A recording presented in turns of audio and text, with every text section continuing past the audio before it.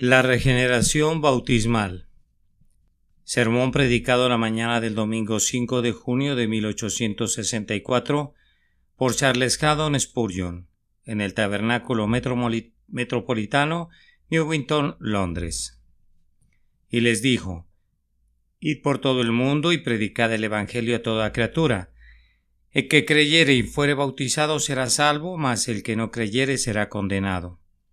Marcos capítulo 16, versículo 15 al 16. En el versículo precedente, nuestro Señor Jesucristo nos descubre un poco el carácter natural de los apóstoles que Él había seleccionado para que fueran los primeros ministros de la palabra. Evidentemente, ellos eran hombres con pasiones semejantes a las nuestras y necesitaban ser reprendidos al igual que nosotros.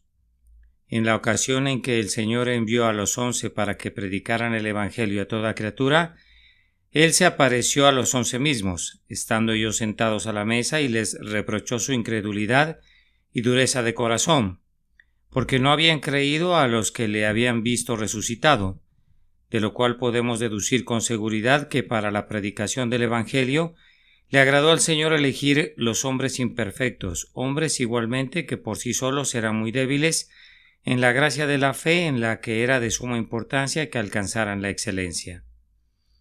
La fe es la gracia conquistadora y sobre todas las cosas es el principal requisito para un predicador de la palabra, y sin embargo los hombres que habían sido elegidos y honrados para que fueran los líderes de la cruzada divina necesitaban una reprensión en relación a su incredulidad. ¿Por qué fue esto así? Pues, mis hermanos, fue porque el Señor ha ordenado siempre que nosotros tengamos este tesoro en vasijas de barro, para que la excelencia del poder sea de Dios y no de nosotros.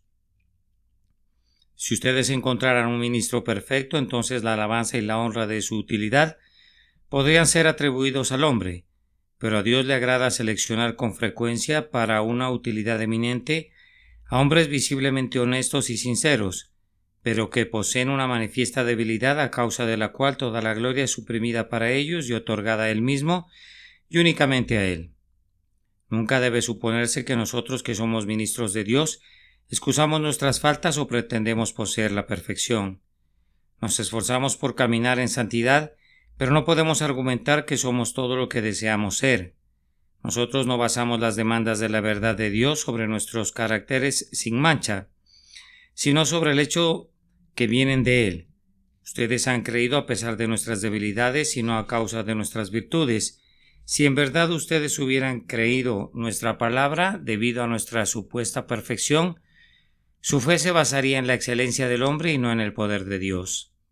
A menudo venimos a ustedes con mucho temblor, afligidos por nuestras insensateces y debilidades, pero les presentamos la palabra de Dios como la palabra de Dios, y les suplicamos que la reciban no como viniendo de nosotros, pobres y simples mortales, sino como procedente del eterno y 3 veces santo Dios. Y si la reciben como tal, y son conmovidos por su propia fuerza vital y son sacudidos hacia Dios y sus caminos, entonces la obra de la palabra es una obra segura y no sería ni podría serlo si descansara de alguna manera en el hombre. Habiéndonos dado el Señor de esta manera un vislumbre del carácter de las personas a quienes Él había escogido para que proclamaran su verdad, prosigue luego a entregar a los campeones elegidos su comisión para la guerra santa. Les ruego que analicen las palabras con un cuidado solemne. Él resume en unas pocas palabras todo su trabajo y al mismo tiempo les anuncia anticipadamente el resultado del mismo, diciéndoles que sin duda algunos creerían y serían salvos, y otros no iban a creer y por lo tanto con absoluta certeza serían condenados, esto es, condenados para siempre al castigo de la ira de Dios. Las líneas que contienen la comisión de nuestro Señor ascendido son ciertamente de suma importancia y demandan una devota atención y una obediencia implícita, no solamente de quienes aspiran a la obra del ministerio, sino también de todos los que oyen el mensaje de misericordia. Un claro entendimiento de estas palabras es absolutamente necesario para nuestro éxito en la obra de nuestro Señor, pues si no entendemos la comisión no es probable que la desempeñemos correctamente. Alterar estas palabras sería algo más que impertinencia, implicaría el crimen de traición en contra de la autoridad de Cristo y de los mejores intereses de las almas de los hombres. necesitamos gracia para que seamos muy celosos en relación a esto.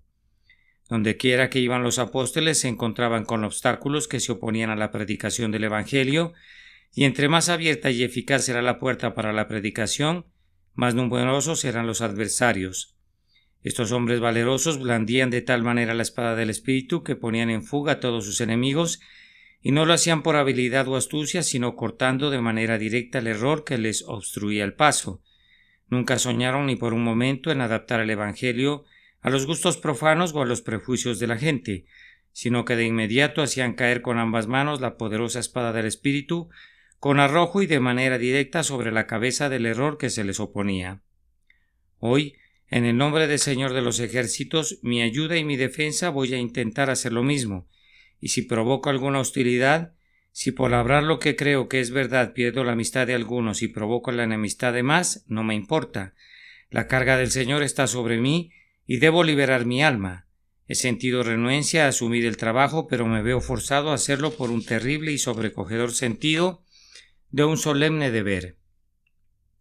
Puesto que pronto me deberé presentar ante el tribunal de mi Señor, voy a dar mi testimonio por la verdad el día de hoy, si voy a hacerlo alguna vez en mi vida, y voy a asumir todos los riesgos.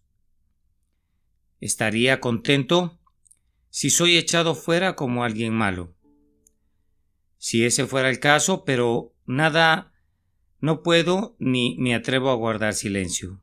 El Señor sabe que no albergo nada en mi corazón excepto el más puro amor hacia las almas de quienes siento imperativamente que deben ser llamados a una dura reprensión en el nombre del Señor. Entre mis lectores un número considerable me va a censurar si es que no me va a condenar, pero no me importa. Si pierdo su amor por causa de la verdad, lo lamento por ustedes, pero ni puedo ni debo hacer otra cosa. Es tanto como el valor de mi alma guardar silencio por más tiempo, y ya sea que lo aprueben o no, yo debo hablar. ¿He buscado alguna vez su aprobación? Es dulce que lo aplaudan a uno, pero si por causa de los consuelos de la respetabilidad y de las sonrisas de los hombres un ministro cristiano no presenta una parte de su testimonio, al final su Señor lo requerirá de sus manos. Hoy, estando en la inmediata presencia de Dios, voy a decir honestamente lo que siento, según la capacidad que me dé el Espíritu Santo, y yo dejaré este asunto para que ustedes lo juzguen, pues ustedes responderán por ese juicio en el último gran día. Me parece que el gran error con el que tenemos que luchar en toda Inglaterra, y está creciendo cada vez más, es uno que está en oposición directa a mi texto, muy conocido por ustedes como la doctrina de la regeneración bautismal. Vamos a conformar este dogma con la afirmación que el bautismo sin fe no salva a nadie. Lo vamos a confrontar. El que creyere y fuere bautizado será salvo, pero independientemente que un hombre sea bautizado o no, afirma, mas el que no creyere será condenado, de tal forma que el bautismo no salva al incrédulo, es más, no lo libra de ninguna manera de la condenación común de todos los impíos. Puede haber sido bautizado o puede no haber sido bautizado, pero si no cree será invariablemente condenado con absoluta certeza. Ya sea que sea bautizado por inmersión o por aspersión, en su infancia o en su edad adulta, si no es conducido a poner su fe en Cristo, si él sigue siendo incrédulo, entonces esta terrible condenación es pronunciada sobre él, mas el que no creyere será condenado. Yo no conozco a ninguna iglesia protestante de Inglaterra que enseñe la doctrina de la regeneración bautismal, excepto una, y sucede que esa es la corporación que no con demasiada humildad se llama a sí misma la Iglesia de Inglaterra. Esa denominación, que es muy poderosa, no enseña esta doctrina simplemente a través de una sección de sus ministros, que caritativamente podrían ser considerados como los pámpanos malos de la vid, sino que abiertamente, audazmente y claramente declara esta doctrina en su propio estándar establecido, el libro de la oración común, y lo hace con palabras tan expresas que mientras el lenguaje es un canal para transmitir un sentido inteligible, ningún proceso que no sea una lucha violenta con su sentido claro podría hacerlas decir jamás algo diferente. Aquí tenemos sus palabras y estamos citando el catecismo, que tiene por objetivo la instrucción de los jóvenes, y es naturalmente muy sencillo y muy claro, pues sería una insensatez confundir a los jóvenes con refinamientos metafísicos. Se les pregunta al niño su nombre y luego se le interroga: ¿quién te dio ese nombre? mis padrinos y mis madrinas en mi bautismo, en el cual fui hecho un miembro de Cristo, un hijo de Dios y un heredero del reino de los cielos. ¿Acaso no está lo suficientemente definido y claro? Yo valoro estas palabras por su candor, no podían ser más claras. En 3 ocasiones se repite lo mismo para que no haya ninguna duda al respecto. Puede enforzarse la palabra regeneración para que por alguna suerte de malabarismo signifique otra cosa, pero en este caso no puede existir ningún malentendido. El niño es convertido no solamente en un miembro de Cristo. La unión con Cristo no es un don espiritual insignificante, sino que es también hecho en el bautismo un hijo de Dios, y puesto que la regla es si hijos, entonces herederos, él es también hecho un heredero del reino de los cielos. Nada puede ser más claro. Me atrevo a decir que mientras la honestidad permanezca sobre la tierra, el significado de estas palabras no admitirá disputa alguna. Es tan claro como la luz del mediodía que, como dice la rúbrica, padres, madres, señores y señoras han de hacer que sus hijos sirvientes y aprendices, independientemente de cuán perezosos, inconstantes o malvados puedan ser, aprendan el catecismo y digan que en el bautismo fueron hechos miembros de Cristo e hijos de Dios. La forma para la administración de este bautismo es escasamente menos clara y franca, y se puede ver que se le dan expresamente gracias al Dios Todopoderoso porque la persona bautizada es regenerada. Entonces el sacerdote dirá, viendo ahora, amadísimos hermanos, que este niño es regenerado e injertado en el cuerpo de la Iglesia de Cristo, demos gracias al Dios Todopoderoso por estos beneficios y unánimemente elevemos nuestras oraciones a Él para que este niño viva el resto de su vida de acuerdo a este comienzo. Y esto no es todo, pues para que no haya margen de error tenemos las palabras prescritas de acción de gracias. Entonces el sacerdote dirá: te damos gracias de todo corazón, Padre misericordiosísimo, porque te ha agradado regenerar a este infante con tu Espíritu Santo para recibirlo como tu propio Hijo en adopción y para incorporarlo en tu Santa Iglesia. Esta es entonces la enseñanza clara y evidente de una iglesia que se llama a sí misma protestante. No estoy tratando de ningún modo ahora con el tema del bautismo infantil en sí. No tengo nada que decir acerca de eso el día de hoy. Ahora estoy considerando el asunto de la regeneración bautismal, ya sea en adultos o en infantes, o ya sea atribuida a la aspersión, derramamiento o inmersión. He aquí una iglesia que enseña cada día domingo en la escuela dominical y debería hacerlo abiertamente a toda la congregación, de acuerdo con la rúbrica, que fueron hechos miembros de Cristo, hijos de Dios y herederos del reino de los cielos cuando fueron bautizados. He aquí una iglesia que profesa ser protestante, en la cual cada vez que su ministro va a la pila bautismal, declara que cada persona que recibe el bautismo allí, en ese lugar, y en ese momento regenerada e injertada en el cuerpo de la Iglesia de Cristo. Pero me parece que escucho a muchas buenas personas que exclaman: hay muy buenos clérigos en la Iglesia que no creen en la regeneración bautismal. Para esto tengo una rápida respuesta. Entonces, ¿por qué pertenecen a una iglesia que enseña esa doctrina en los términos más claros? Se me dice que muchas personas en la Iglesia de Inglaterra predican contra esa enseñanza. Yo sé que lo hacen y me gozo por el entendimiento que poseen. Pero yo me cuestiono seriamente, me cuestiono acerca de su moralidad. Si yo juro que yo asiento y consiento sinceramente en una doctrina en la que no creo, parecería a mi conciencia que eso es algo muy parecido al perjurio, si es que no es un perjurio categórico y absoluto, pero los que hacen eso van a ser juzgados por su propio Señor. Para mí, aceptar dinero para defender aquello en lo que no creo, para mí aceptar el dinero de una iglesia y luego predicar en contra de lo que de manera sumamente evidente son sus doctrinas, yo digo, para mí hacer esto, yo juzgo a otros como quisiera que me juzgaran a mí, para mí o para cualquier otro hombre honesto y sincero, hacer eso sería una atrocidad tan grande que si yo hubiera perpetrado ese acto me consideraría fuera del límite de la veracidad, de la honestidad y de la moralidad común. Señores, cuando yo acepté el oficio de ministro de esta congregación, investigué para saber cuáles eran sus artículos de fe. Si no hubiera creído en ello, no habría aceptado la invitación, y cuando cambié de opinión pueden tener la seguridad que como un hombre honesto voy a renunciar a mi oficio.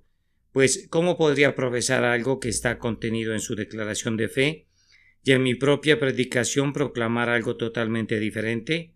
¿Acaso aceptaría yo su pago para luego pararme en el púlpito cada día domingo y hablar en contra de las doctrinas de su declaración de fe?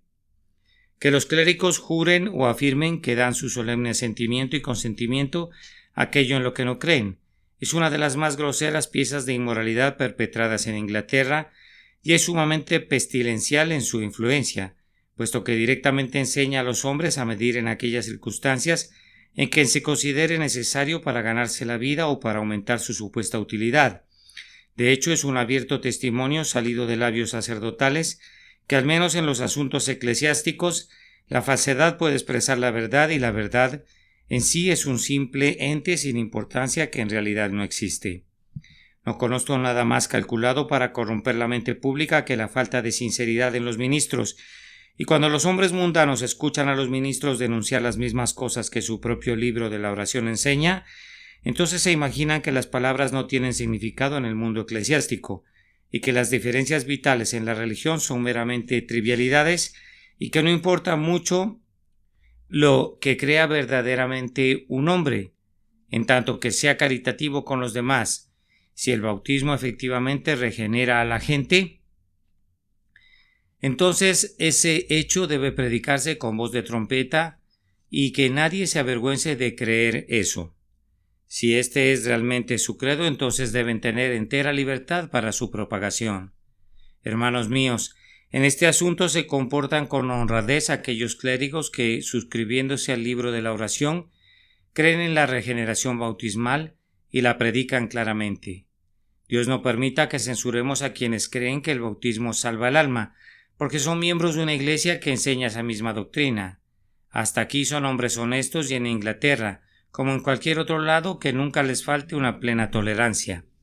Opongámonos a su enseñanza, utilizando todos los medios escriturales y de la inteligencia, pero respetemos su valor al proporcionarnos sus puntos de vista. Yo odio su doctrina, pero amo su honestidad, y en la medida que hablen lo que consideran que es la verdad, dejemos que hablen y entre más claro mejor. Adelante, señores, díganos sea lo que quieran decir. En cuanto a mí concierne, me gusta estar frente a frente a un adversario honesto. Los corazones sinceros no presentan ninguna objeción a una guerra abierta y valiente, excepto en cuanto al terreno de la disputa, esa la enemistad encubierta a la que tenemos mucha razón de temer y la mejor de las razones para aborrecer. La astuta amabilidad que me seduce para que sacrifique los principios es la serpiente en la hierba, resulta mortal para el incauto caminante. Donde la unión y la amistad no están cimentadas sobre la verdad, se convierten en una confederación impía. Es hora de poner fin a los flirteos de hombres honestos con quienes creen de una manera y juran de otra. Si los hombres creen que el bautismo obra la regeneración, que lo digan, pero si no creen en lo íntimo de sus corazones y sin embargo lo suscriben, y lo que es peor, se ganan la vida al suscribir las palabras que lo afirman, que se busquen socios de la misma calaña entre hombres que puedan usar frases ambiguas y cambiar de opinión, pues los hombres honestos ni les pedirán ni aceptarán su amistad. Nosotros no tenemos ninguna duda en relación a este punto. Declaramos que las personas no se salvan por ser bautizadas. Con una audiencia como esta casi me da vergüenza tocar este asunto, pues ustedes saben lo suficiente como para no ser engañados, sin embargo, por el bien de otros, lo abordaremos. Nosotros sostenemos que las personas no son salvadas por el bautismo, pues pensamos primero que nada que parece inapropiado en relación a la religión espiritual que vino a enseñar a Cristo, que hiciera depender la salvación de una simple ceremonia. Posiblemente el judaísmo podría incorporar esta ceremonia como un tipo a sus ordenanzas esenciales para la vida eterna, pues era una religión de tipos y sombras. Las religiones falsas de los paganos podrían inculcar la salvación por un proceso físico, pero Jesucristo pide fe en él, que es puramente espiritual.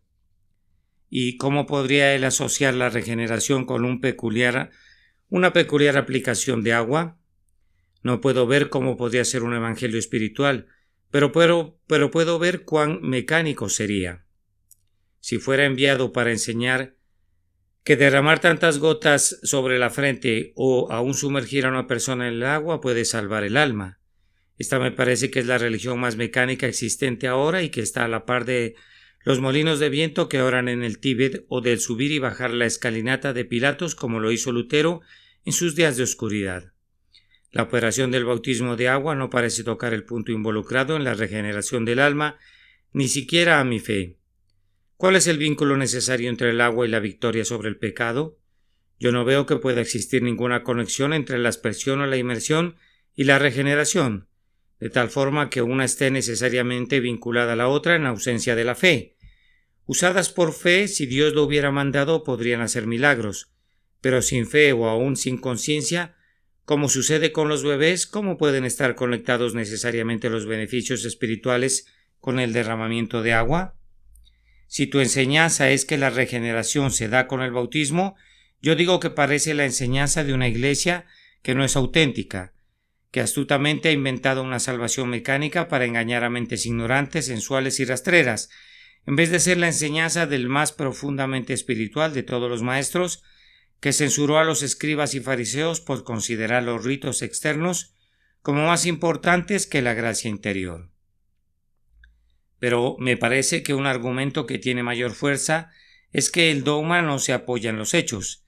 ¿Acaso todas las personas que son bautizadas son hijos de Dios? Bien, echemos una mirada a la familia divina. Observemos su semejanza con su glorioso Padre. ¿Tengo razón si digo que miles de los que han sido bautizados en su infancia se encuentran ahora en las cárceles? Pueden verificar el hecho si ustedes quieren solicitándolo a las autoridades de la prisión. ¿Creen ustedes que estos hombres, muchos de los cuales han vivido en el saqueo, en el crimen, en el robo o en la falsificación, son regenerados? Si así fuera, que el Señor nos libre de tal regeneración. ¿Acaso son estos villanos miembros de Cristo? Si es así, Cristo ha cambiado tristemente desde el día en que era santo, inocente, sin mancha y separado de los pecadores. ¿Realmente ha aceptado Él como miembros de su cuerpo a borrachos y a prostitutas? ¿No se rebelan ustedes ante tal suposición? Es un hecho bien conocido que personas bautizadas han ido a la horca. Ciertamente no puede ser justo que cuelguen a los herederos del reino de los cielos. Nuestros alguaciles tienen mucho que responder por oficiar en la ejecución de los hijos de Dios y por colgar de la horca a los miembros de Cristo. ¿Qué farsa tan detestable es la que se lleva a cabo en el sepulcro abierto, cuando un querido hermano que ha muerto borracho es enterrado en una segura y cierta esperanza de la resurrección para la vida eterna, y con la oración que, cuando partamos de esta vida, podemos descansar en Cristo, así como nuestra esperanza es que nuestro hermano, lo haga? Aquí tenemos a un hermano regenerado que, habiendo contaminado al pueblo con una constante impureza y una borrachera bestial, murió sin ninguna señal de arrepentimiento, y sin embargo el profeso ministro de Dios le conduce ritos funerales que son negados a los inocentes que no han sido bautizados y deposita al réprobo en la tierra en segura y cierta esperanza de la resurrección para la vida eterna. Si la vieja Roma en sus peores días perpetró jamás una pieza de impostura más descarada que esta, no estoy entendiendo las cosas correctamente. Si no se requiere un Lutero para lamentar esta hipocresía semejante a la que han llevado a cabo los papas, entonces ni siquiera sé que 2 más 2 suman 4. Creemos nosotros que bautizamos sobre la base de una profesión de fe y bautizamos por inmersión de la manera que es reconocida como correcta, aunque algunos no concedan que el método sea absolutamente necesario para su validez. Nosotros que bautizamos en el nombre de la Sagrada Trinidad como lo hacen otros, ¿acaso creemos que el bautismo regenera? No lo creemos. Ni en el justo ni en el impío encontramos regeneración obrada por el bautismo. Nunca hemos conocido a ningún creyente, independientemente de cuán instruido sea en las cosas divinas, que pudiera atribuir su regeneración a su bautismo. Y, por otro lado, debemos confesar con tristeza, pero sin embargo sin ninguna sorpresa, que hemos visto a personas a las que nosotros mismos hemos bautizado de conformidad al precedente apostólico, regresar al mundo y cometer los pecados más inmundos, y su bautismo escasamente ha sido un freno para ellos, porque no han creído en el Señor Jesucristo.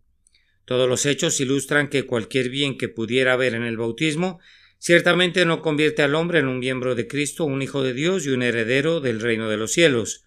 O de lo contrario, muchos ladrones, frecuentadores de prostitutas, borrachos, fornicarios y asesinos son miembros de Cristo, hijos de Dios y herederos del reino de los cielos. Los hechos, hermanos, están firmemente en contra de esta doctrina de los papas, y los hechos son cosas innegables. Aún más, yo estoy persuadido que la representación llamada bautismo por el libro de la oración no tiene ninguna posibilidad de regenerar y salvar. ¿Cómo se lleva a cabo esto? Uno tiene mucha curiosidad por saber cuando oye de una operación que convierte a los hombres en miembros de Cristo, hijos de Dios y herederos del reino de los cielos. ¿Cómo se lleva a cabo esto? En sí misma debe ser una cosa santa, veraz en todos sus detalles y edificante en cada porción. Ahora vamos a suponer que tenemos a un grupo reunido alrededor del agua, ya sea poca o mucha, y el proceso de regeneración está a punto de llevarse a cabo.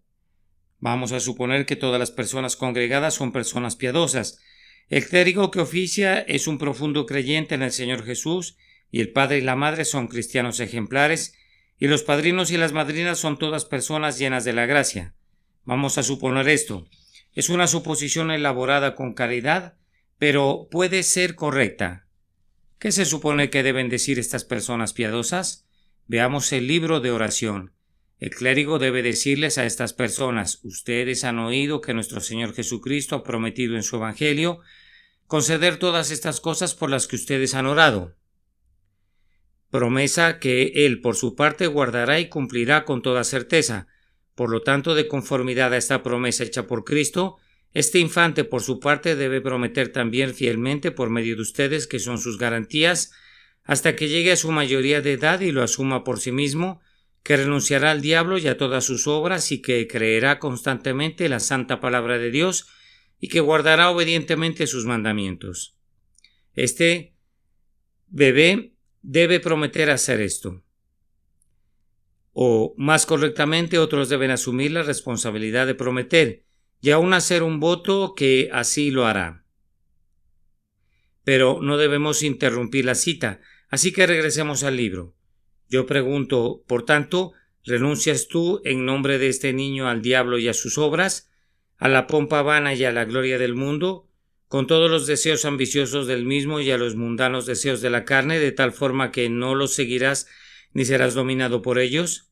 La respuesta es: renuncio a todo eso, es decir, a nombre y representación de este tierno bebé que está a punto de ser bautizado, estas personas piadosas, estos individuos cristianos inteligentes, y quién sabe qué cosas más, que no son incautos, que saben en todo momento que están prometiendo cosas imposibles, renuncian a nombre de este niño a lo que ellos mismos encuentran muy difícil de renunciar, a todos los deseos ambiciosos del mundo y a los mundanos deseos de la carne, de tal forma que no los seguirán ni serán dominados por ellos.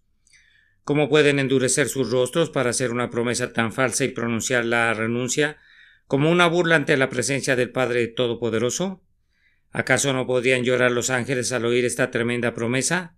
Luego, en la presencia del alto cielo, ellos profesan a nombre de este niño, que cree firmemente en el credo, cuando saben bien o podrían juzgar hábilmente que la pequeña criatura no es todavía un firme creyente en nada, mucho menos en que Cristo descendió al infierno. Observen bien, no dicen simplemente que el bebé creerá en el credo, sino que afirman que sí cree, pues responden al nombre del niño. Yo creo firmemente en todo esto. No dicen nosotros creemos firmemente, sino que dicen yo, el bebé que está allí inconsciente de todas sus profesiones y confesiones de fe. En respuesta a la pregunta ¿quieres ser bautizado en esta fe?, ellos replican por el niño: ese es mi deseo. Ciertamente el infante no tiene ningún deseo en el asunto, o por lo menos nadie ha sido autorizado a declarar ningún deseo a nombre suyo. Pero esto no es todo, porque a continuación estas personas piadosas e inteligentes prometen a nombre del infante que él guardará obedientemente la santa voluntad y los mandamientos de Dios y caminará de conformidad a los mismos todos los días de su vida. Ahora yo les pregunto, queridos amigos, ¿ustedes qué saben lo que significa la verdadera religión? ¿Pueden ustedes caminar de conformidad a todos los santos mandamientos de Dios? ¿Se atreverían a hacer un voto hoy por ustedes mismos, diciendo que quieren renunciar al diablo y a todas sus obras, a las pompas y a las vanidades de este mundo malvado y a todos los deseos pecaminosos de la carne? ¿Se atreverían ante Dios a hacer una promesa como esa? Ustedes desean la santidad, ustedes se esfuerzan con toda sinceridad por alcanzarla, pero la buscan en la promesa de Dios y no en su propia capacidad. Si ustedes se atreven a comprometerse con unos votos así, yo dudo del conocimiento que tienen de sus propios corazones y de la espiritualidad de la ley de Dios, pero aun si pudieran hacer esto por ustedes, ¿se atreverían a hacer una promesa así por cualquier otra persona? ¿Por el mejor niño nacido en la tierra? Vamos, hermanos, ¿qué dicen? ¿Acaso su respuesta no es inmediata y clara? ¿No hay espacio para dos opiniones entre hombres con la determinación de observar la verdad en todos sus caminos y palabras? Yo puedo entender que un simple rústico ignorante, que nunca aprendió a leer, haga todo esto cuando se le ordena un sacerdote o cuando está bajo la mirada del dueño de la hacienda. Yo inclusive puedo entender que algunas personas hicieran esto cuando la reforma estaba en sus comienzos y los hombres se acababan de arrastrar fuera de las tinieblas del papado. Pero no puedo entender que gente cristiana y piadosa se pare junto a la pila bautismal para insultar al Padre lleno de gracia, con votos y promesas enmarcados en una ficción y envueltos en una falsedad práctica. ¿Cómo se atreven inteligentes creyentes en Cristo a expresar palabras que ellos saben en lo mínimo de sus conciencias que están perseverantemente fuera de la verdad? Cuando sea capaz de entender el proceso por el cual hombres piadosos pueden acomodar sus conciencias de tal manera, aún entonces tendré una convicción plena que el Dios de la verdad nunca confirmó ni confirmará una bendición espiritual del orden más elevado en conexión con el pronunciamiento de tales falsas verdades y votos insinceros. Hermanos míos, ¿no les parece que esas declaraciones tan ficticias con toda seguridad no están vinculadas al nuevo nacimiento obrado por el Espíritu de la verdad? Aún no he terminado con este punto. Debo tomar otro caso y suponer que los padrinos y los otros son impíos, y esa no es una suposición descabellada, porque nosotros sabemos que en muchos casos los padrinos y los padres no tienen aún más alto concepto de la religión que la piedra hueca idolátrica alrededor de la cual se reúnen.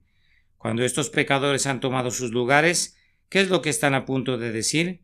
Pues bien, están a punto de hacer los solemnes votos que les acabo de comentar.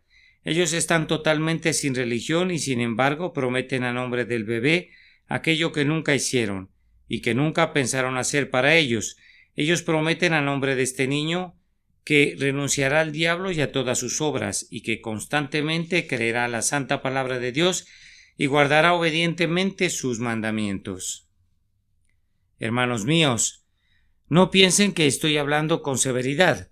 Realmente pienso que hay algo aquí que se presta para que los demonios se burlen, que cada hombre honesto se lamente que la Iglesia de Dios haya tolerado algo como esto, y que también lamente que hayan personas bondadosas que se sientan agraviadas porque yo, con toda amabilidad de corazón, censure esta atrocidad.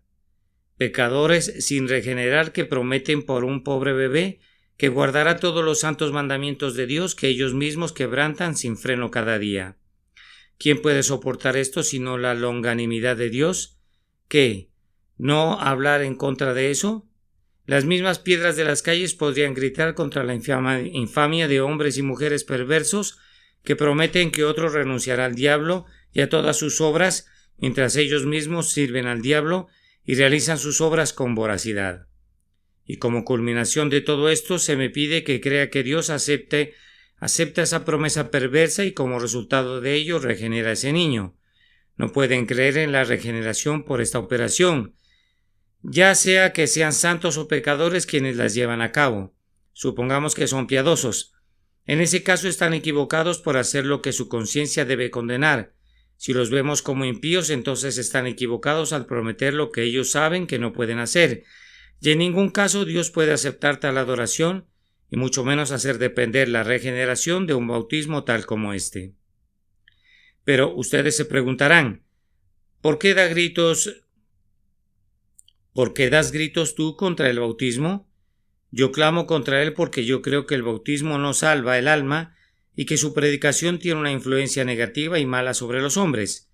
Nos encontramos con personas que, cuando les decimos que tienen que nacer de nuevo, nos aseguran que nacieron de nuevo cuando fueron bautizadas. El número de esas personas va en aumento, creciendo pavorosamente al punto que todas las clases sociales serán engañadas por esta creencia.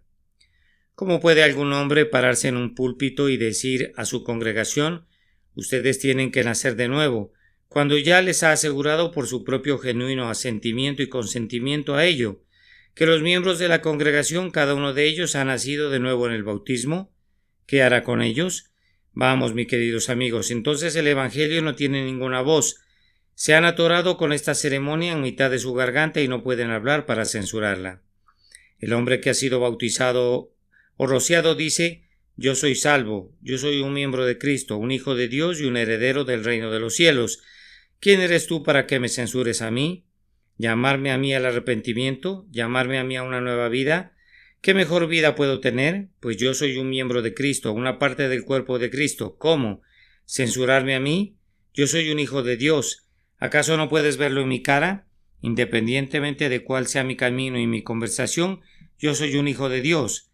Más aún, yo soy un heredero del reino de los cielos. Es verdad, yo bebo y maldigo y todo eso, pero tú sabes que soy un heredero del reino de los cielos. Pues cuando muera, aunque viva en constante pecado, me pondrás en la tumba y le dirás a todo el mundo que yo morí en la segura y cierta esperanza de la resurrección para vida eterna.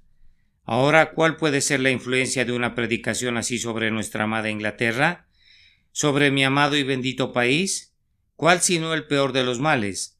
Si no la amara, sino que me amara básicamente a mí mismo, podría guardar silencio aquí, pero amando a Inglaterra no puedo hacerlo ni me atrevo a hacerlo, y teniendo que dar pronto cuentas a Dios, cuyo siervo espero ser, debo liberarme de este mal así como de cualquier otro, pues de lo contrario sobre mi cabeza puede estar la condenación de las almas.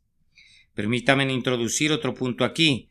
Este es un hecho muy temible que en ninguna época desde la Reforma el papado ha logrado tan terribles avances en Inglaterra como durante los últimos años. Yo había creído confortablemente que el papado se estaba alimentando únicamente con suscripciones extranjeras de unos nobles pervertidos y de monjes y monjas importados. Yo soñaba que su progreso no era real. De hecho, a menudo he sonreído ante la alarma de muchos de mis hermanos frente al progreso del papado. Pero, queridos amigos míos, hemos estado equivocados, penosamente equivocados. Si leyeran un valioso artículo de una revista llamada La Obra Cristiana, quienes no lo han creído estarán perfectamente sorprendidos con sus revelaciones. Esta gran ciudad está cubierta ahora por una red de monjes y sacerdotes y hermanas de la caridad, y las conversaciones que han logrado no se cuentan en unidades o pares, sino en cantidades importantes, al punto que Inglaterra está siendo considerada como el punto más esperanzador para la empresa misionera de Roma en todo el mundo. Y al presente no hay ninguna misión que esté teniendo de ninguna manera el éxito que la misión inglesa está teniendo. No ambiciono su dinero, desprecio sus argucias, pero me maravilla la manera en la que obtienen sus fondos para la erección de sus edificios eclesiásticos. Realmente es un tema alarmante ver que tantos de nuestros conciudadanos se adhieren a esa superstición que una vez rechazamos como nación y que se suponía que no íbamos a recibir otra vez. El papado está avanzando de una manera difícil de creer, aunque haya testigos que lo confirmen. Cerca de las propias puertas de ustedes, tal vez aún en sus propias casas, pueden tener muy pronto una evidencia del progreso que está alcanzando la Iglesia romana. ¿Y a qué debemos atribuir eso? Yo digo con toda base de probabilidad que no debe sorprendernos el crecimiento del papado, cuando tenemos dos cosas que lo hacen crecer. Primero que nada, la falsedad de quienes profesan una fe en la que no creen, que es totalmente contraria a la honestidad de los católicos que guardan su fe independientemente de la reputación de su iglesia, sea buena o mala. Y luego tenemos en segundo lugar esta forma de error conocido como la regeneración bautismal, llamado comúnmente pusellismo, que no solamente es pusellismo sino anglicanismo, puesto que está en el libro de la oración tan claramente como las palabras pueden expresarlo. ¿Tienen ustedes esta regeneración bautismal preparando los escalones para facilitar a los hombres su camino a Roma? Solo tengo que abrir mis ojos un poquito para ver anticipadamente un catolicismo desenfrenado por todas partes en el futuro, puesto que sus embriones se están esparciendo por todas partes en el presente. En una de nuestras asambleas legislativas la semana pasada, el presidente de la sala mostró su superstición cuando habló de el riesgo de la calamidad de niños que mueren sin ser bautizados. Entre los disidentes ustedes ven una veneración por las estructuras, una creencia modificada en la santidad de los lugares, que es pura idolatría, pues creer en la santidad de cualquier cosa que no sea la santidad de Dios y de su propia palabra es idolatrar, ya sea que se trate de creer en la santidad de los hombres, de los sacerdotes o en la santidad de los ladrillos y la mezcla, o de lino fino o cualquier otra cosa que puedan usar en la adoración a Dios. Yo veo que esto surge por todas partes. Una creencia en la ceremonia, una confianza en la ceremonia, una veneración de los altares, de las pilas bautismales y de las iglesias. Una veneración tan profunda que no debemos aventurarnos a hacer algún comentario o de inmediato nos convertiremos en el peor de los pecadores. Aquí encontramos la esencia y el alma del papado, espiando bajo el ropaje de un respeto decente por las cosas sagradas. Es imposible que la Iglesia de Roma deje de crecer mientras nosotros, que somos los perros guardianes del rebaño, estemos callados y otros estén suave y blandamente rondando el camino, haciéndolo tan suave y plano como sea posible, para que los convertidos puedan descender a lo más profundo del infierno del papado. Necesitamos que vuelva John Knox. No me hablen de hombres blandos y gentiles, de suaves maneras y palabras dulces. Necesitamos al fogoso Knox, y aun cuando su vehemencia le dé porrazos a nuestros púlpitos hasta maltratarlos, sería muy bueno que despertara nuestros corazones a la acción. Necesitamos a Lutero para que le diga a los hombres la verdad inequívocamente con frases sencillas. El terciopelo se ha introducido en la boca de nuestros ministros últimamente, pero nosotros debemos desnudarnos del ropaje suave y decir más bien la verdad, y solo la verdad, pues de todas las mentiras que han arrastrado a millones al infierno, yo considero a esta como una de las más atroces, que en una iglesia protestante se encuentren personas que juran que el bautismo salva al alma. Llamar a un hombre bautista o presbiteriano o disidente o anglicano, eso no significa nada para mí. Se afirma que el bautismo salva al alma. Fuera con él, fuera con él. Él dice algo que Dios nunca enseñó, que la Biblia nunca estableció y que no debe ser sostenido por hombres que profesen que la Biblia y toda la Biblia es la religión de los protestantes. He hablado todo esto y habrán algunos que dirán: has hablado todo esto amargamente. Muy bien, que así sea. La medicina es a menudo amarga, pero será efectiva, y el médico no es amargo porque su medicina lo sea. O si es considerado así, no importa en tanto que el paciente sea curado. De todas maneras, no debe importarle al paciente si el médico es amargo o no. Su preocupación debe estar centrada en la salud de su propia alma. Allí está la verdad y yo se las he presentado. Si hay alguien entre ustedes o si llegara a haber alguien entre los lectores de este sermón cuando sea impreso que está descansando en el bautismo o descansando en ceremonias de algún tipo, yo les suplico sacudan esta fe venenosa arrojándola al fuego como lo hizo Pablo con la víbora que se le prendió en la mano. Les ruego que no confíen en el bautismo. Ninguna forma externa podrá limpiarte, pues la lepra yace profunda dentro de ti. Yo les suplico que recuerden que deben tener un nuevo corazón y un espíritu recto, y el bautismo no puede darles estas cosas. Deben arrepentirse de sus pecados y seguir a Cristo. Deben tener una fe que vuelva santa sus vidas y devota su conversación, pues de lo contrario no poseen la fe de los elegidos de Dios. Y nunca entrarán al reino de Dios. Yo les pido que no se apoyen sobre este cimiento perverso y podrido, esta engañosa invención del anticristo. Oh, que Dios los salve de eso y los conduzca a buscar la verdadera roca de refugio para las almas cansadas. En segundo lugar, llego con mucha brevedad y espero que con mucha sinceridad a decir que la fe es el requisito indispensable para la salvación. El que creyere y fuere bautizado será salvo, mas el que no creyere será condenado. La fe es el único requisito indispensable para la salvación. Esta fe es el don de Dios, es la obra del Espíritu Santo. Algunas personas no creen en Jesús. No creen porque no son las ovejas de Cristo, como Él mismo se los dijo, pero sus ovejas oyen su voz. Él las conoce y ellas lo siguen. Él les da vida eterna y no perecerán jamás, ni nadie las arrebatará de su mano. ¿En qué consiste la fe? Creer consta de dos cosas. Primero es una aceptación del testimonio de Dios relativo a su Hijo. Dios te dice que su Hijo vino al mundo y se hizo carne, que vivió en la tierra por los hombres, que después de haber pasado su vida en santidad fue ofrecido como propiciación por el pecado, que sobre la cruz Él hizo la expiación, allí y en ese momento de tal modo hizo la expiación por los pecados del mundo, que todo aquel que en Él cree no se pierda, mas tenga vida eterna. Si quieres ser salvado, debes aceptar este testimonio que Dios nos da concerniente a su propio Hijo. Habiendo recibido este testimonio, la siguiente cosa es confiar en él. Ciertamente aquí está, pienso yo, la esencia de la fe salvadora, que confíes para tu eterna salvación en la expiación y en la justicia de Jesucristo, y que te deshagas de una vez por todas de toda confianza en sentimientos o en obras, y confíes en Jesucristo y en lo que Él hizo por tu salvación. Esto es la fe, recibir la verdad de Cristo, primero sabiendo que es verdad y luego actuando de acuerdo a esa creencia. Una fe como esta, una fe real como esta, hace que el hombre odie el pecado a partir de ese momento. ¿Cómo puede armar aquello que hizo que el Salvador sangrara? Hace que viva en santidad. ¿Qué otra cosa puede hacer sino buscar honrar a ese Dios que lo ha amado tanto como para dar a su Hijo, para que muriera por él? Esta fe es espiritual en su naturaleza y en sus efectos. Opera sobre todo el hombre, cambia su corazón, ilumina su juicio y somete su voluntad. Lo sujeta a la supremacía de Dios y lo conduce a recibir la palabra de Dios como un niño, deseoso de recibir la verdad sobre la base del ipse dixit, el maestro dijo. Esto dijo el maestro divino, santifica su intelecto y lo vuelve deseoso de recibir la palabra de Dios. Limpia por dentro, limpia el interior de la copa y del plato y embellece por fuera.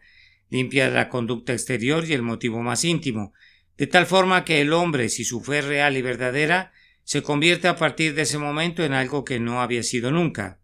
Ahora que una fe como esta salve el alma, es razonable según mi criterio. Si es más cierto, pues hemos visto hombres salvados por ella en esta misma casa de oración. Hemos visto a la prostituta sacada de la zanja estigia infernal de su pecado y convertida en una mujer honesta. Hemos visto al ladrón reformado. Hemos sabido del borracho en cientos de casos que se ha vuelto sobrio. Hemos observado que la fe obra tales cambios, que todos los vecinos que lo han visto lo han contemplado y admirado aunque lo odiaran. Hemos visto a la fe librar a los hombres en la hora de la tentación y ayudarlos a consagrarse a Dios, tanto ellos como sus posesiones. Hemos visto y esperamos ver todavía más ampliamente hechos de consagración heroica a Dios y despliegues de testimonios en contra de la corriente de los tiempos, que nos han demostrado que la fe en efecto afecta al hombre, en efecto salva el alma. Mis queridos lectores, si quieren ser salvos deben creer en el Señor Jesucristo. Permítame que los exhorte con todo mi corazón a no mirar ninguna otra parte sino únicamente a Cristo crucificado para su salvación. Si ustedes descansan sobre cualquier ceremonia, aunque no sea el bautismo, ni descansan sobre alguien más que no sea Jesucristo, deben perecer tan ciertamente como este libro es verdadero. Les ruego que no crean en cualquier espíritu, mas si aún yo o un ángel del cielo anuncia cualquiera otra doctrina que no sea esta, sea maldito, pues esta y únicamente esta es la verdad que salva al alma, que regenera al mundo. El que creyere y fuere bautizado será salvo. Fuera con todo ese desorden, veladoras y mantillas del pusellismo, fuera con toda la pomposa esplendorosa de Roma, fuera con las pilas bautismales de la Iglesia de Inglaterra. Les pedimos que vuelvan sus ojos a esa cruz desnuda donde cuelga un hombre sangrante, el Hijo de Dios. Nadie sino Jesús puede hacer bien a los pecadores desvalidos. Hay vida en una mirada al crucificado. Hay vida en este instante para ti. Cualquiera de ustedes que crea en el grandioso amor de Dios por el nombre de Cristo Jesús será salvo. Si tú puedes creer que nuestro grandioso Padre desea que nosotros vengamos a Él, que nos anhela, que nos llama cada día con la poderosa voz de las heridas de su Hijo, si puedes creer ahora que en Cristo hay perdón por las transgresiones pasadas y limpieza en años por venir, si puedes confiar en Él para que te salve y ya tienes señales de regeneración, la obra de salvación ha comenzado en ti. En lo que concierne a la obra del Espíritu, en lo que concierne a la obra de Cristo, esa obra está terminada. Yo quisiera suplicarles, aférrense a Jesucristo. Este es el cimiento, construyan sobre él. Esta es la roca de refugio, vuelen a ella. Yo les pido que vuelen a ella ahora, la vida es corta, el tiempo vuela con alas de águila.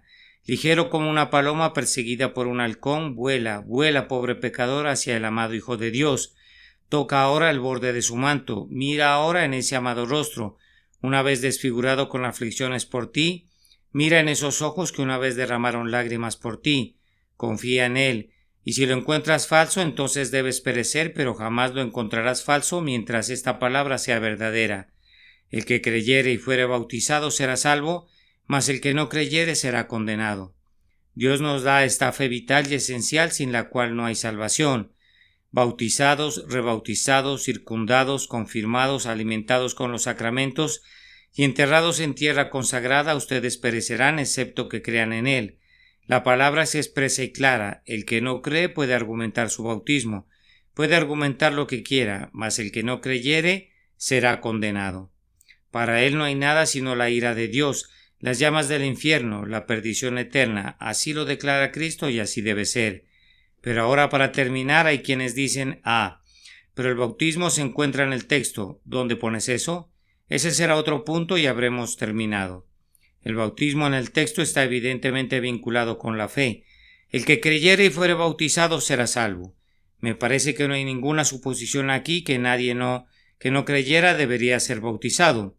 O si existiera esa suposición, está claramente establecido que su bautismo no le serviría de nada, pues sería condenado, bautizado o no, a menos que creyera. El bautismo del texto me parece a mí, hermanos míos, si ustedes difieren de lo que digo, lo siento, pero debo sostener mi opinión y es esta. Me parece a mí que el bautismo está conectado con, o más bien sigue directamente a la fe. No quiero insistir mucho sobre el orden de las palabras, pero por otras razones pienso que el bautismo debe seguir a la fe. De todas maneras, evita eficazmente el error que hemos estado combatiendo. El hombre que sabe que es salvo por creer en Cristo no eleva su bautismo para convertirlo en una ordenanza salvadora cuando es bautizado. De hecho, él es el principal opositor a ese error, porque sostiene que no tiene el derecho de ser bautizado hasta que sea salvo. Él da testimonio en contra de la regeneración bautismal, ya que es bautizado cuando profesa ser una persona regenerada. Hermanos, el bautismo involucrado en esto es un bautismo vinculado con la fe, y a este bautismo, yo lo admito, se le atribuye mucho en la Escritura. No voy a referirme a este tema ahora, pero ciertamente encuentro algunos pasajes muy notables en los que el bautismo es mencionado con mucha fuerza. Encuentro levántate y bautízate y lava tus pecados invocando su nombre. Y encuentro muchos otros pasajes parecidos. Yo sé que el bautismo del creyente en sí mismo no lava el pecado. Sin embargo, es la señal externa y el emblema de que así es para el creyente, que la cosa visible puede ser descrita como la cosa significada. Tal como lo dijo nuestro Salvador: esto es mi cuerpo, cuando no era su cuerpo, sino pan. Sin embargo, en la medida que representaba su cuerpo era válido y correcto. De acuerdo al uso del lenguaje, decir: tomad, comed, esto es mi cuerpo. Y así, en la medida que el bautismo representa para el creyente la limpieza del pecado, puede ser llamado el lavamiento del pecado. No que lo sea, pero para las almas que son salvas, es el símbolo externo de lo que es llevado a cabo por el poder del Espíritu Santo en el hombre que cree en Cristo. ¿Qué vínculo tiene este bautismo con la fe? Creo que tiene precisamente el bautismo es una profesión de fe. El hombre era soldado de Cristo, pero ahora en el bautismo se ha puesto el uniforme.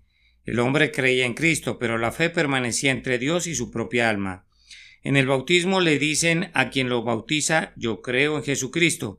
Le dice a la Iglesia: yo me uno a ustedes como un creyente de las verdades comunes del cristianismo. Le dice a los espectadores: no importa lo que ustedes hagan, en cuanto a mí yo serviré al Señor. Es la profesión de su fe. A continuación, nosotros pensamos que el bautismo es también para el creyente un testimonio de su fe. En el bautismo efectivamente le dice al mundo lo que cree. Estoy a punto, dice, de ser enterrado en agua. Yo creo que el Hijo de Dios fue metafóricamente bautizado en sufrimiento. Creo que literalmente fue muerto y enterrado. Salí otra vez fuera del agua, proclama a todos los hombres que él cree en la resurrección de Cristo. En la cena del Señor se muestra la muerte de Cristo y en el bautismo se muestra el entierro y la resurrección de Cristo. Es un tipo, un signo, un símbolo, un espejo para todo el mundo, un espejo en el cual la religión está reflejada.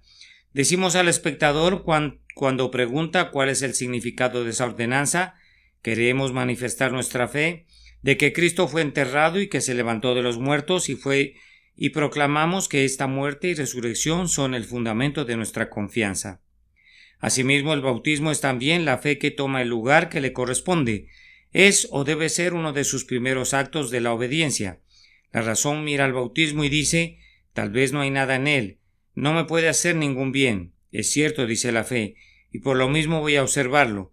Si me aportara algún bien, mi egoísmo me llevaría a bautizarme, pero en tanto que para mis sentidos no hay ningún bien en él, puesto que mi Señor me ordena que lo haga para cumplir toda justicia, es mi primera declaración pública que una cosa que parece irrazonable y que no es productiva, siendo ordenada por mi Señor, es ley para mí. Si mi Señor me hubiera ordenado que levantara 6 piedras y las acomodara en fila, yo lo haría sin preguntarle: ¿qué bien hará eso? ¿Cui bono? ¿Cuál bien? No es una pregunta adecuada para los soldados de Jesús. La pura simplicidad y la aparente inutilidad de la ordenanza debería conducir al creyente a decir: por tanto, lo hago porque se convierte en la mejor prueba para mí de mi obediencia a mi Señor. Cuando le dices a tu sirviente que haga algo y no puede entenderlo, si se voltea y dice: por favor, Señor, ¿para qué?, te queda muy claro que difícilmente entiende la relación entre superior y subordinado. Así, cuando Dios me dice que haga algo, si yo pregunto ¿para qué?, no he podido tomar el lugar que la fe debe ocupar, que es el de simple obediencia a cualquier cosa que el Señor haya dicho. El bautismo es una orden, y la fe obedece porque es una orden y así ocupa el lugar que le corresponde. Además, el bautismo es un refrigerio para la fe, ya que nosotros estamos compuestos de cuerpo y alma. Necesitaremos algunos medios a través de los cuales el cuerpo sea a veces sacudido para trabajar conjuntamente con el alma. En la cena del Señor mi fe es ayudada por el signo externo y visible.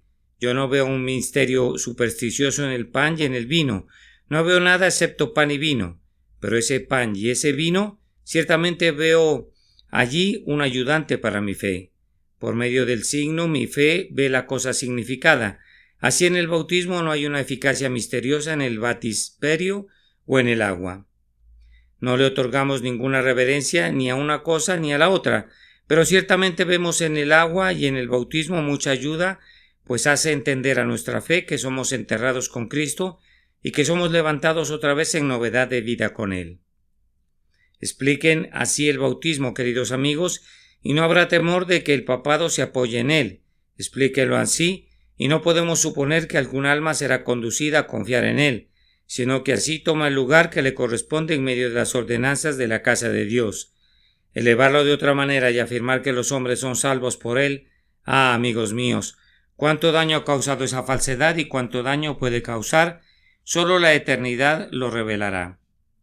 Quiera Dios que se levante un nuevo George Fox con toda su singular simplicidad y ruda honestidad para censurar la adoración de los ídolos de esta época, para destruir sus ladrillos y su mezcla, sus santos atriles, sus santos altares, sus santas sobrepellices, sus muy reverendos padres y no sé cuántas cosas más.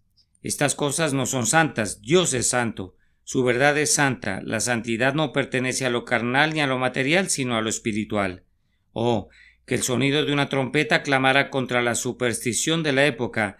Yo no puedo renunciar, como lo hizo George Fox, al bautismo o a la cena del Señor, pero preferiría hacerlo considerándolo el menor de los males, que perpetrar y ayudar a perpetrar la elevación del bautismo y de la cena del Señor para colocarlos en un lugar que no les corresponde. Oh, queridos amigos míos, camaradas de mis luchas y de mis testimonios, aférrense a la salvación por fe y aborrezcan la salvación de los sacerdotes. Si no estoy equivocado, el día vendrá cuando tengamos que luchar por una sencilla religión espiritual, mucho más de lo que hacemos ahora. Hemos estado cultivando una amistad con quienes tienen un credo que no es fiel a las Escrituras, o con quienes son deshonestos, que creen en la regeneración bautismal, o profesan que creen en eso y juran ante Dios que creen cuando en realidad no creen. El tiempo ha llegado en que no debe haber más tregua o diálogo entre los siervos de Dios y los siervos del tiempo.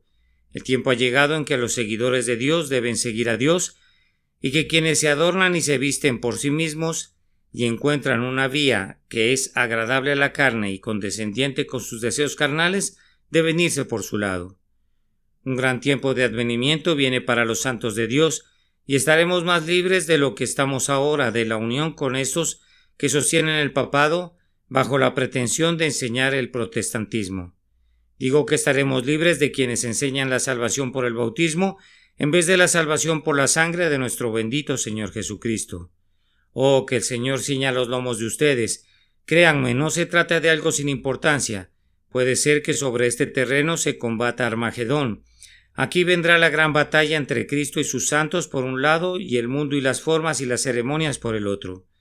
Si somos dominados en esto, puede venir años de sangre y persecución, y sacudimientos para acá y para allá entre las tinieblas y la luz, pero si somos valientes y osados y no titubeamos en esto, sino que permanecemos firmes en la verdad de Dios, el futuro de Inglaterra puede ser brillante y glorioso. Oh, pidamos por una iglesia verdaderamente reformada en Inglaterra y una raza piadosa que la mantenga. El futuro del mundo depende de ello bajo el cuidado de Dios, pues en la proporción en que la verdad sea desfigurada en casa, la verdad será mutilada afuera.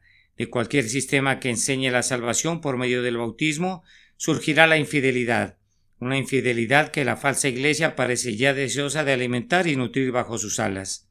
Dios libre a esta tierra favorecida de las crías de su propia religión establecida. Hermanos, manténganse firmes en la libertad con la que Cristo los ha hecho libres, y no tengan miedo de ningún temor súbito o calamidad cuando vengan, pues quien confía en el Señor será cubierto por la misericordia, y quien es fiel a Dios y a Cristo escuchará que se le dice al fin: bien, buen siervo y fiel, entra en el gozo de tu Señor. Que el Señor bendiga esta palabra por Cristo nuestro Señor. Amén. La regeneración bautismal. Un sermón predicado la mañana del domingo 5 de junio de 1864 por Charles Haddon Spurgeon en el Tabernáculo Metropolitano, Newington, Londres. Y les dijo: Id por todo el mundo y predicad el Evangelio a toda criatura. El que creyere y fuere bautizado será salvo, mas el que no creyere será condenado. Marcos capítulo 16, versículos 15 al 16.